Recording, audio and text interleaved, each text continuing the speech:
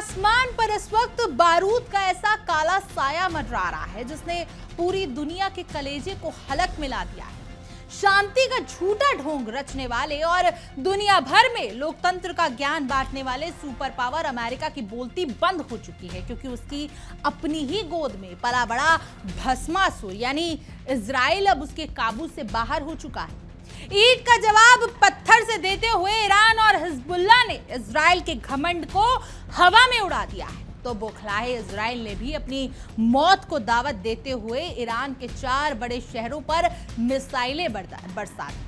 अमेरिकी राष्ट्रपति Donald Trump media के सामने मैं ही सब फैसले लेता हूं का राग अलापते रह गए और वहां नेतन्याहू ने उसके ही मुंह पर तमाचा मारते हुए तेहरान को दहला दिया। तबाही का ऐसा खौफनाक मंजर शुरू हो चुका है जहां अमेरिका के सुर बदले हुए हैं। इजराइल की सनक 7वें आसमान पर है और ईरान का गुस्सा ज्वालामुखी बनकर फटने को तैयार है। ऐसा लग रहा है कि मानो तीसरे विश्व युद्ध का आखिरी काउंटडाउन अब शुरू हो चुका है। नमस्कार, मैं भावना सुखीजा और आप देख रहे हैं इंडिया डेली का खास शो विश्व युद्ध।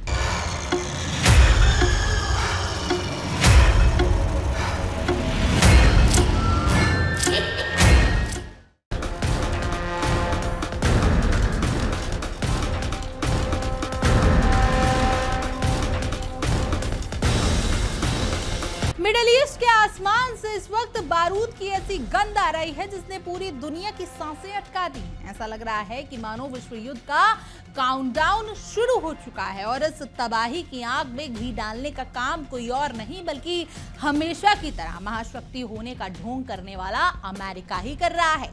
शांति के बड़े बड़े ठेकेदार बनने वाला अमेरिकी हुक्मरान आज खुद अपनी ही बुनी हुई बिसात पर ऐसे फंस चुके हैं कि उन्हें सांप सूंघने लगा है।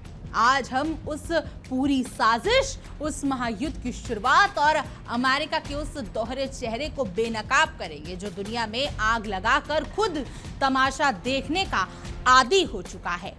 मिडिल ईस्ट में हालात अब सिर्फ तनावपूर्ण नहीं रहे बल्कि पूरी तरह से विस्फोटक हो चुके हैं। ईरान और हिजबुल्लाह ने मिलकर इजराइल की छाती पर ऐसा प्रहार किया जिसने तेल अवीव से लेकर वॉशिंगटन तक हड़कंप मचा दिया।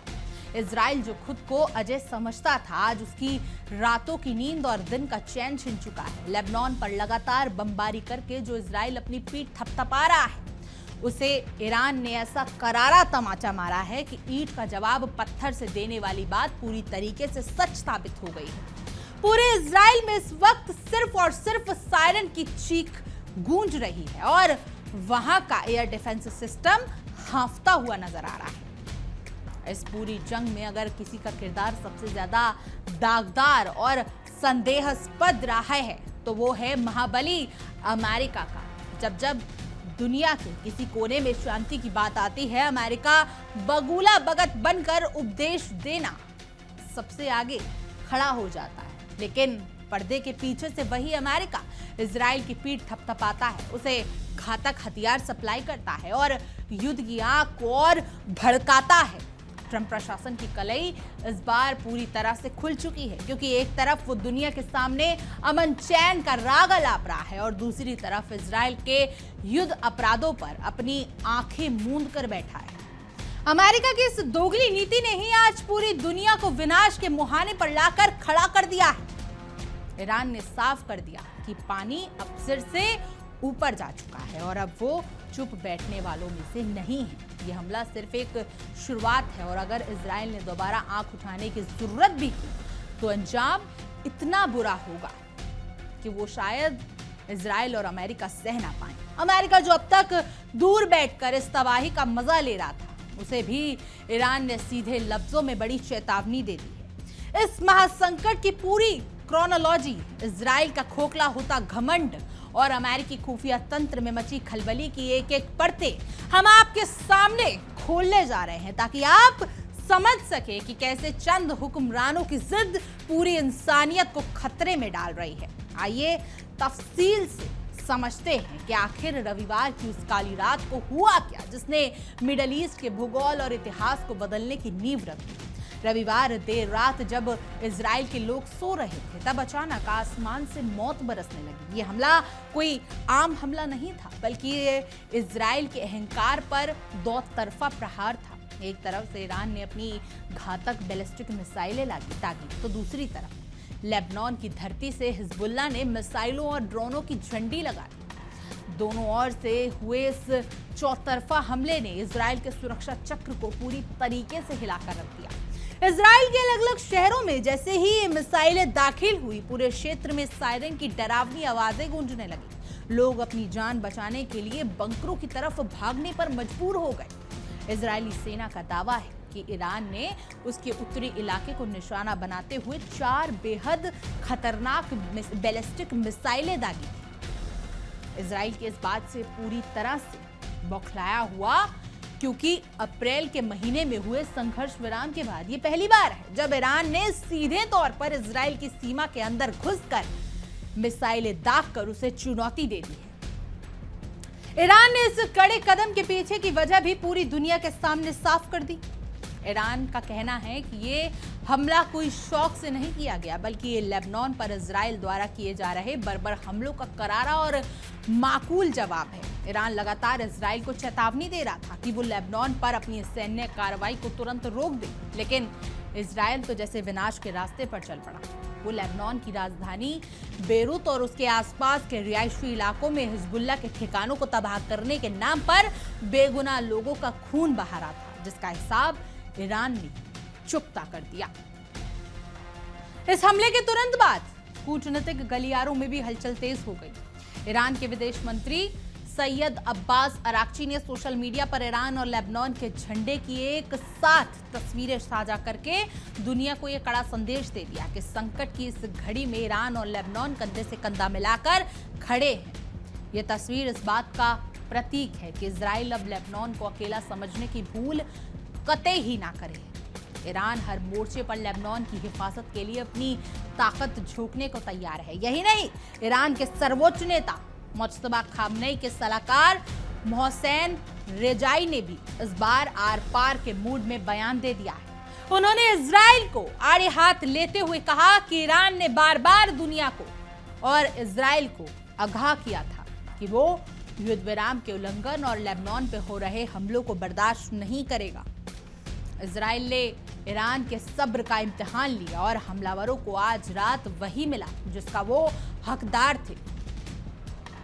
ईरान ने साफ कर दिया कि उसकी चेतावनियों को हल्के में लेना इजराइल को बहुत भारी पड़ने वाला है। ईरान की कुलीन सुरक्षा बल IRGC ने इस पूरे घटनाक्रम पर बेहद आक्रामक रुख अख्तियार किया। IRGC ने सीधे तौर पर अमेरिका को इस पूरे फसाद की जड़ बताते हुए अपराधी करार दिया। उन्होंने कहा कि इजराइल बार बार युद्ध विराम के समझौते की धज्जियां उड़ा रहा है और इसमें उसे अपने आका अमेरिका की पूरी मिलीभगत और श्रेय मिल रही है। अंतर्राष्ट्रीय मंचों और तथाकथित मानवाधिकार संगठनों की चुप्पी का फायदा उठाकर इजराइल लेबनान की उत्पीड़ित और लाचार लोगों के खिलाफ अपनी क्रूरता को लगातार बढ़ा रहा है। IRGC ने इजराइल पर बेहद संगीन आरोप लगाते हुए कहा कि ये कोई सामान्य युद्ध नहीं बल्कि सीधा साधा वॉर क्राइम है।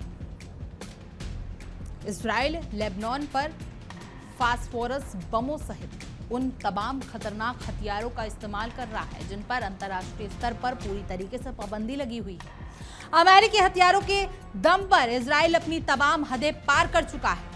ईरान ने साफ कह दिया है कि बैरूत के बाहरी इलाकों पर हमले करके इजराइल ने सारी लक्ष्मण रेखाएं लांघ दी, इसलिए ईरान को अपनी कसम निभानी पड़ी और ये जवाबी कार्रवाई करनी पड़ी। ईरान की तरफ से इजराइल के साथ साथ अमेरिका को भी ये अंतिम चेतावनी दी गई कि अगर इजराइल ने इस हमले के बाद दोबारा पलटवार करने की हिमाकत की या अपने बलों का दायरा बढ़ाया तो अंजाम इससे भी ज्यादा खतरनाक होगा। ईरान ने साफ शब्दों में कहा कि अगली बार इजराइल को इससे भी ज्यादा विनाशकारी और घातक हमलों का सामना करना पड़ेगा, जिसके बाद तेल अवीव का नामो निशान मिट जाएगा। ये चेतावनी इजराइल के उस घमंड को तोड़ने के लिए काफी है जो वो अमेरिकी बैसाखियों के दम पर दिखाता आया है। दूसरी तरफ लेबनान से मोर्चा संभालने हिजबुल्लाह ने भी इस हमले की जिम्मेदारी लेते हुए कहा कि उसके लड़ाकों ने एक सोची समझी रणनीति के तहत ड्रोन और मिसाइलों की बौछार की। हिजबुल्लाह का मुख्य निशाना इजरायली सेना के वो ठिकाने और सैनिक थे जो लेबनान की सीमा पर तबाही मचाने के लिए तैयार बैठे थे। इस चौतरफा हमले की गूंज वॉशिंगटन के व्हाइट हाउस तक पहुंच चुकी है और अमेरिकी राष्ट्रपति ट्रंप को पल पल की जानकारी दी जा रही है। अमेरिका इस वक्त अंदर ही अंदर बुरी तरीके से डरा हुआ है कि कहीं उसके पालतू मोहरे के चक्कर में उसकी खुद की लंका ना लग जाए। इस बीच अपनी आदत के मुताबिक इजरायली सेना ने दावा किया कि उसके ईरान की तरफ से दागी गई सभी मिसाइलों को हवा में ही मार गिराया और उसके देश को कोई नुकसान नहीं हुआ। लेकिन इजराइल के इस खोखले दावे की पोल वहां बज रहे सायरन और सदे में है। लेकिन इजराइल के इस खोखले दावे की पोल वहां बज रहे सायरन और सहमे हुए नागरिकों की तस्वीरों ने खुद ब खुद खोल दी है। इजराइल ने अपनी झूठी साख बचाने के लिए साफ कहा कि वो ईरान के साथ इस कदम को बिना जवाब दिए नहीं छोड़ेगा और ईरान के खिलाफ बहुत जल्द जवाबी कार्रवाई दी जाएगी। इजराइल के इस पलटवार की धमकी पर ईरान ने भी अपने तेवर और कड़े कर दिए। ईरान ने कहा कि अगर इजराइल ने दोबारा उसके सब्र की आजमाने की कोशिश की तो इस बार ईरान का जवाब दोगुनी ताकत और नए हथियारों के साथ होगा। इतना ही नहीं, ईरान ने सीधे अमेरिका की दुखती रख पर हाथ रख दिया। ईरान ने दो टुक लहजे में कहा कि अगर इजराइल ने कोई भी हिमाकत की तो मिडल ईस्ट के इस पूरे इलाके में मौजूद अमेरिका के जितने भी सैन्य बेस हैं वो सब ईरान की मिसाइलों के वैध निशाने बन जाएंगे। यानी अमेरिका अगर कूदेगा तो वो खुद नहीं बचेगा। इस महायुद्ध की आहट के बीच अमेरिका और इजराइल के घरेलू रिश्तों में भी एक बहुत बड़ा भूचाल आ चुका है। जो अमेरिका और इजराइल एक दूसरे के जयवीरू बने हुए थे, आज उनके बीच शक की ऐसी दीवार खड़ी हो गई है जिसे लांघना नामुमकिन लग रहा है।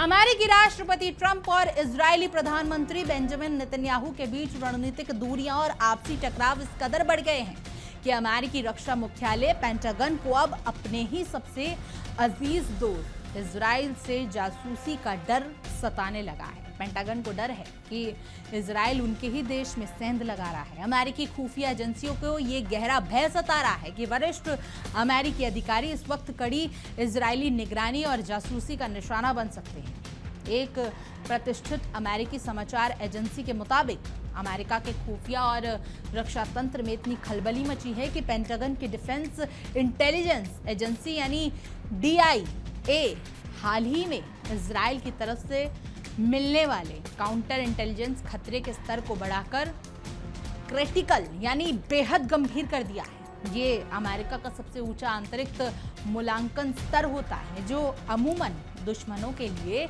इस्तेमाल किया जाता है। एक अमेरिकी अधिकारी ने नाम ना छापने की शर्त पर बड़ा खुलासा किया कि अमेरिका के बड़े अधिकारी जब भी इजराइल के अधिकारी दौरे पर जाते हैं तो वो वहाँ की जासूसी एजेंसियों के इतने खौफजदा रहते हैं कि उन्हें सुरक्षा के बेहद कड़े और अकल्पनीय उपाय करने पड़ते हैं। इजरायली जासूसी एजेंसियों को खुफिया जानकारी चुराने के मामले में बेहद आक्रामक और शातिर माना जाता है। पेंटागन की ये नई चिंता साफ बताती है कि इजराइल अब अपने आका अमेरिका की भी वफादारी नहीं कर पा रहा है और वो अमेरिकी रणनीतिक फैसलों की जानकारी चोरी छिपे हासिल करने की कोशिश में जुटा है।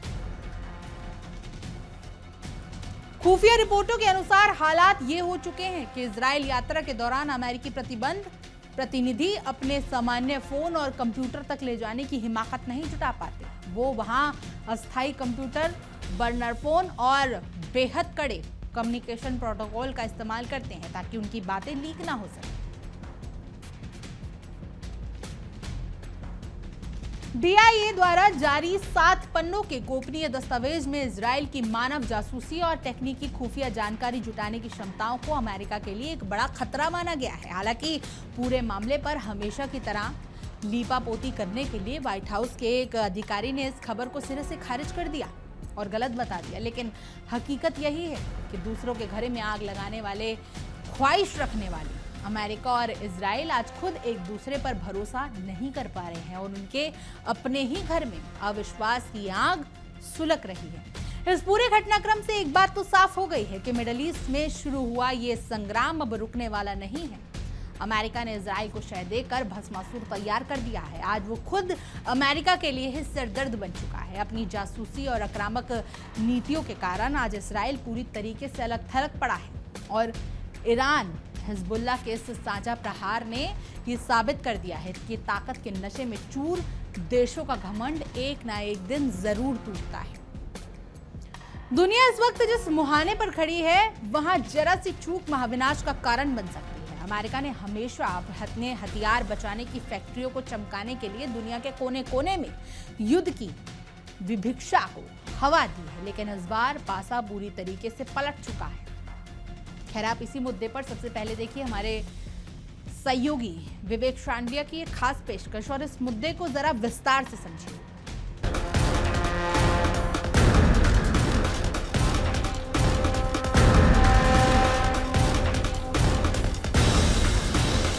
मिडिल ईस्ट को दहलाने की साजिश रचने वाले इजराइल के घर में जोरदार अटैक हुआ।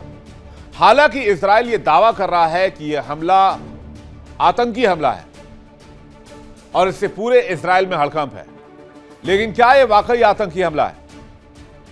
इस पर बहुत बड़ा प्रश्न चिन्ह है, क्योंकि इससे पहले 2023 में इजराइल में जो हमला हुआ उसको लेकर भी कई तरह की कॉन्स्पिरेसी थ्योरी सामने आती है। अब सवाल यह वाकई आतंकी हमला है या फिर इसके पीछे की कहानी कुछ और है? चलिए पहले खबर जानते हैं। इजराइल में हुए आतंकी हमले की तस्वीर आप देख लीजिए, किस तरह से इजराइल दहल गया है। मौके पर अफरा तफरी की स्थिति रही। जरा फुल स्क्रीन तस्वीर आप देखिए। 7 जून को सेंट्रल शेरॉन क्षेत्र में गोलीबारी की सिलसिलेवार घटना सामने आई। इजराइल कह रहा है यह आतंकी हमला है और इस हमले के बाद से पूरा इलाका दहल गया। इस आतंकी हमले के बाद नेतन्याहू तक सदमे में आ गए। तो क्या ईरान के हाथ अमेरिका के बाद इजराइल तक भी पहुंच गए? क्या यह आतंकी हमला ईरान की तरफ से किया गया है? क्योंकि इजराइल और अमेरिका दोनों मिलकर कहते हैं कि ईरान प्रॉक्सीज के जरिए टेरर फैलाता है।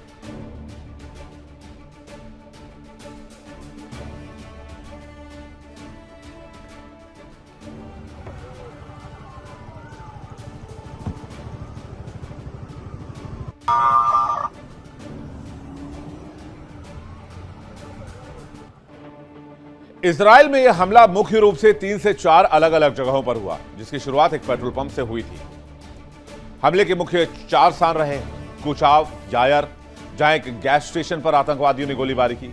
इसके बाद हमलावरों ने एक और इलाके को निशाना बनाया जहां राहगीरों को निशाना बनाया गया। हमलावर आगे बढ़े, फिर सलित की ओर गए। खबर है कि इस घटना में कई लोगों की जान गई है, लेकिन इजराइल कुछ भी खुलकर बताने को तैयार नहीं।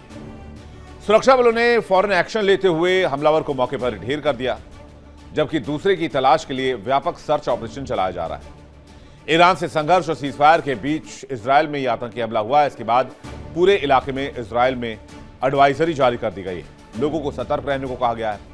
आईडीएफ ने कहा है कि जल्द ही दूसरे आतंकी को भी धर दबोच लिया जाएगा। लेकिन क्या यह इतना आसान है? इजराइल में वो भी जंग के हालात में, जब सुरक्षा तंत्र हाईली एक्टिव है, सारी फोर्सेस हाई अलर्ट पर हैं। आतंकी हमले में क्या हुआ है, आइए देखते हैं। इजराइल के शारोन इलाके में आतंकी हमले का दावा किया जा रहा है। इजराइल कह रहा है यह आतंकी हमला था। क्षेत्र में जूर, नातान और आसपास के इलाके में भी फायरिंग की खबर है। आतंकवादियों ने अंधाधुंध गोलीबारी की है। कोचाव, यायर में भी आतंकी हमला हुआ है। एक व्यक्ति की मौत हुई, 6 से ज्यादा लोग घायल हुए हैं। इजरायली सुरक्षा बलों का दावा है कि उन्होंने एक आतंकवादी को मार गिराया है, जबकि दूसरे को पकड़ने के लिए सर्च ऑपरेशन चलाए जा रहे हैं। इस हमले के कारण इजराइल के अंदर सुरक्षा को लेकर एक बार फिर से तनाव की स्थिति है, डर की स्थिति है। इससे पहले भी इजराइल में कई बड़े आतंकी हमले हो चुके हैं। इजराइल को दहलाने की कोशिश हुई है, लेकिन ईरान संघर्ष के बीच में यह पहली बार इस तरह का आतंकी हमला देख रहे हैं। अब जब गाजा पट्टी नहीं है, हमास का सफाया हो चुका है, तो हमलावर करने वाले कौन थे, कहां से आए थे, इस पर भी सवाल है। जब गाजा पर इजराइल का कंट्रोल है, तो फिर हमलावर पहुंचे कहां से? जब बॉर्डर सील हैं और वहां पर आईडीएफ की तैनाती है, तो हमलावर अंदर घुसा कैसे? ऐसे कई सवाल हैं जो लोग सोशल मीडिया पर भी लगातार उठा रहे हैं। कुछ कॉन्स्पिरेसी थ्योरीज में यह भी कहा जा रहा है कि इजराइल के अंदर के ही लोग सरकार के खिलाफ होकर फायरिंग करके गए, या फिर इसके पीछे हो सकता है कि बेंजामिन नेतन्याहू सरकार की कोई चाल। लेकिन इतिहास में अगर देखें तो कई ऐसी घटनाएं हैं जो इजराइल को लेकर सवाल उठाती हैं कि इजराइल हमेशा से टेरर थ्रेट के अंदर रहा है। 11 मार्च 1978 कोस्टल रोड नरसंहार, फतेह से जुड़े आतंकवादी समुद्र के रास्ते इजराइल पहुंचे। उन्होंने एक बस का अपहरण कर यात्रियों पर हमला किया, 35 लोगों को मार दिया, जिसमें 9 बच्चे शामिल थे। 70 से अधिक लोग घायल हुए थे। इसके बाद इजराइल ने लेबनान में सैन्य कार्रवाई शुरू की। 19 अक्टूबर 1994 तेल अवीव बस बम धमाका, हमास के आत्मघाती हमलावर ने बस में धमाका किया, 22 लोगों की मौत हो गई, 47 लोग घायल हुए। ये 1990 के दशक के सबसे चर्चित हमलों में से एक था। इसके बाद सुरक्षा के उपाय और कड़े किए गए। 25 फरवरी 1996 जेरूसलम बस बम धमाके, 2 बसों को निशाना बनाया गया, हमास ने इसकी जिम्मेदारी ली, 45 लोगों की मौत हो गई। इस हमले में दर्जनों लोग घायल हुए थे। देश भर में सुरक्षा अलर्ट बढ़ा दिया गया था। 4 मार्च 1996 डिजेंगॉफ सेंटर में धमाका हुआ। तेल अवीव के सबसे व्यस्तम शॉपिंग इलाका है ये, जहां पर एक आत्मघाती हमला किया गया, 13 लोगों की मौत हो गई, 100 से ज्यादा घायल हुए। इस हमले का आरोप हमास पर लगा था। 30 जुलाई 1997 महैन यहूदा मार्केट में हमला हुआ, 2 आत्मघाती धमाके हुए, 16 लोगों की मौत हुई, लगभग 180 घायल हुए। 1 जून 2001 डॉल्फिनेरियम डिस्को में हमला हुआ। तेल अवीव समुद्र तट के पास ये डिस्को है जहां पर आत्मघाती धमाका किया गया, 21 लोगों की मौत हुई, 100 से ज्यादा घायल हुए। 9 अगस्त 2001 सबारो पिजेरिया पर हमला हुआ। जेरूसलम के रेस्तरां में बम धमाका हुआ था, यह भी आत्मघाती धमाका था, 15 लोगों की मौत हुई, 130 से ज्यादा घायल हो गए। इस घटना ने पूरे इजराइल को हिलाकर रख दिया था। 27 मार्च 2022 पासओवर नरसंहार, नेतान्या के पार्क होटल में धमाका किया गया, 30 लोगों की मौत हो गई, 40 से अधिक घायल हुए। हमला धार्मिक समारोह के दौरान हुआ। इसके बाद इजराइल ने बड़े सैन्य ऑपरेशन भी शुरू किए थे। 18 नवंबर 2014 सिनगॉग का हमला, 2 हमलावरों ने पूजा स्थल में, जिसको सिनगॉग कहा जाता है, वहां घुसकर अंधाधुंध फायरिंग की, 6 लोगों की मौत हो गई। यहां पर हमला बंदूक, चाकू और कुल्हाड़ी से किया गया था। हालांकि बाद में सुरक्षा बलों ने दोनों हमलावरों को मार गिराया। 7 अक्टूबर 2023 यह हमास का सबसे बड़ा हमला था। हमास ने गाजा से इजराइल पर अभूतपूर्व अटैक किया, सीमा पार कई कस्बों और एक म्यूजिक कॉन्सर्ट को निशाना बनाया। 1200 लोगों की मौत हुई, 250 से अधिक लोगों को बंधक बनाया गया। इसके बाद गाजा युद्ध शुरू हुआ, जिसके बाद की कहानी आपके सामने। और अब 7 जून 2024 शारोन इलाके में गोलीबारी और हमला, जिसमें कि इजराइल के कई इलाकों को निशाना बनाया गया। 1 व्यक्ति की मौत हुई है, 6 घायल हुए हैं और एक आतंकी की तलाश की जा रही है।